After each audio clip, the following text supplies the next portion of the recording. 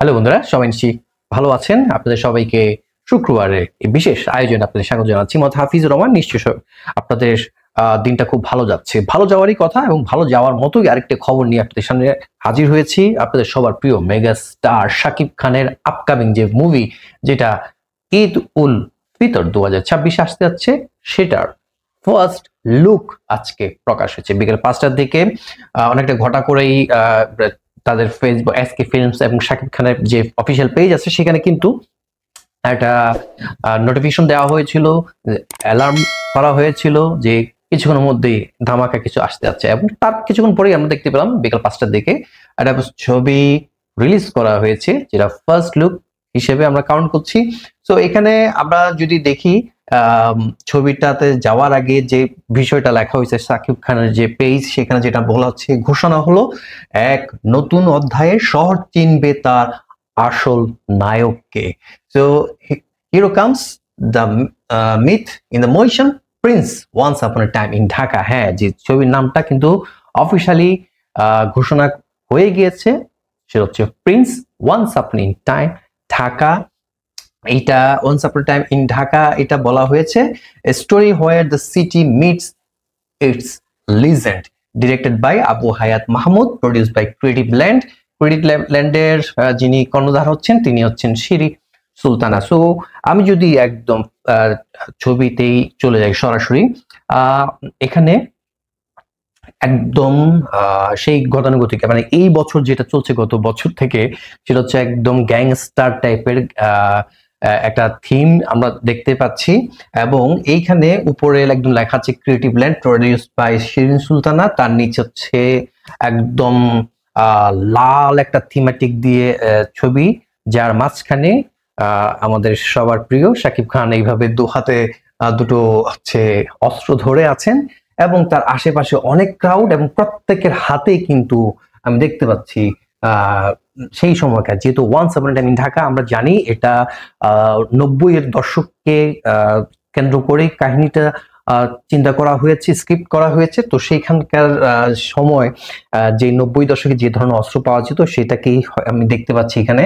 এবং এটাতে megastar Shakib Khan, golden colour লেখা আছে Prince once upon a time Dhaka, film by Abu Hayat Mahmud, Eid ul Fitr 2026 আসবে। ওকে, তো এই জায়গায় যে ন্যারেটিভটা আমরা দেখতে পাচ্ছি, অ্যাকচুয়ালি এটাকে ঢাকার মিডলেই ওনাকে কাউন্ট করা হচ্ছে। ঢাকার মিডলে বলতে আমি যদি এইভাবে একটু দেখি, এখানে একটা ম্যাপের মতো দেখা যাচ্ছে যে যেহেতু ঢাকার ওই সময়কার যে গ্যাংস্টার বা গ্যাং এর যে আবির্ভাব ছিল, এখনো অনেকটা আছে। তো সেটা কিন্তু একদম আমরা জানি যে মোহাম্মদপুর এলাকা কেন্দ্রিক। তো এখানে আমি দেখতে পাচ্ছি একদম শাঁখারী বাজার প্রথমে দেয়া আছে বা দিকে, তারপর হচ্ছে কারণ বাজার পর হচ্ছে কাফরুল, এরপরে মোহাম্মদপুর, দেন হচ্ছে সোজা চলে গেলে হচ্ছে গাবতলী দেখা যাচ্ছে, তার আরেকটু উপরে মিডল পয়েন্টে দেখা যাচ্ছে শাকিব খানের একদম মাথা বরাবর উত্তরাকে হাইলাইট করেছে। তার ডান দিকে উত্তরা, যে ওই পাশে যেহেতু এয়ারপোর্টের পাশে হচ্ছে আশকোনাকে আমরা দেখতে পাচ্ছি, তার আগে দিকটা দেওয়া হচ্ছে বাড্ডা, এবং একদম নিচের দিকে দেখা যাচ্ছে গ্যান্ডারিয়া। দ্যাট মিনস হচ্ছে ঢাকা শহরে ওই সময়কার যে গ্যাংস্টার গুলো সক্রিয় ছিল এবং শহরটাকে নিয়ন্ত্রণ করার চেষ্টা করতো, তাদের কেই ওইভাবে এটা হয়তো চিন্তা করেই এটা তুলে ধরা হচ্ছে। বাট ম্যাপটা অ্যাকচুয়ালি বলা হচ্ছে once upon time in Dhaka, যেহেতু দ্যাট মিনস হচ্ছে ঢাকাতে যে এই সমস্ত এলাকাগুলোতে যে সমস্ত চক্র গড়ে উঠেছিল, এখনো অনেক জায়গায় আমরা আছে জানি, সারা বাংলাদেশে বিভিন্ন ভাবে বিভিন্ন নামে তারা এগুলো চলে। এলাকা কেন্দ্রিক অনেক রকম সক্রিয় গোষ্ঠী থাকে যারা এলাকার নিয়ন্ত্রণ নিজেদের হাতে রেখে তারা ফায়দা লুটতে চায়, এইরকম কিছুকে কেন্দ্র করে এটা করা হচ্ছে। তো এটাতে ফার্স্ট লুক, যেহেতু কাহিনীটা আমরা জানি 90s এর চিন্তা করে করা হয়েছে, সেই হিসাবে ঠিক আছে। বাকিটা কি হবে সেটা আমরা সময় আমরা জানতে পারবো, কারণ শুধুমাত্র আবু হায়াতের এটা তো হচ্ছে আগামী বছর, বাট তার আগে আগামী মাস থেকে শুরু হতে যাচ্ছে শাকিব ফাহাদের সাথে তার পরবর্তী ছবি, যেটা ডিসেম্বরে নাগাদ মুক্তি পেতে যাচ্ছে। তো সেটাও সোলজার নামে করা হয়েছে। আমি সেটা নিয়ে আলাদা একটা ভিডিও করব, তো নিশ্চয়ই সেটা দেখবেন। তো এই ভিডিওটা আমি করেছি শুধুমাত্র আজকের এই ফার্স্ট লুকটাকে নিয়ে। তো আমার কাছে যা ভালো লেগেছে আমি সেটাই করেছি, মন্দ লাগার মতো কিছুই নেই। মন্দ অনেকে অনেক রকম নানান রকম ভাবে খুঁজবে। আমি দেখেছিলাম ছবিটা পোস্ট হওয়ার পরে একজন কথা বলেছেন ওই সময়কে উত্তরার আবির্ভাব ছিল কিনা। ভাই, উত্তরা কখন আবির্ভাব হয়েছে আপনি একটু গুগল করে দেখে নিন। আর এটা কি তখনকার হিসাবকে চিন্তা করে করা হয়েছে নাকি এখনকার হিসাবকে চিন্তা করেছে, এটা তো যারা কনসেপ্ট নিচ্ছে তারাই করেছে। আবার অনেকে বলছেন এটা এআই দিয়ে করা।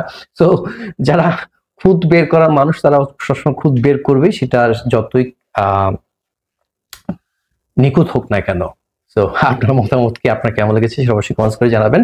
সেজন্য যা করতে হবে আমার চ্যানেলটাকে অবশ্যই সাবস্ক্রাইব করে পাশে থাকবেন এবং পরবর্তী ভিডিও দেখার আমন্ত্রণ রইল। এবং কি ধরনের ভিডিও আমার মাধ্যমে দেখতে চান, জানতে চান, শুনতে চান, সেটা অবশ্যই কমেন্টস করে আমার পাশে থাকবেন, আমার চ্যানেলের পাশে থাকবেন। ততক্ষণ পর্যন্ত সবাই ভালো থাকবেন। আল্লাহ হাফেজ।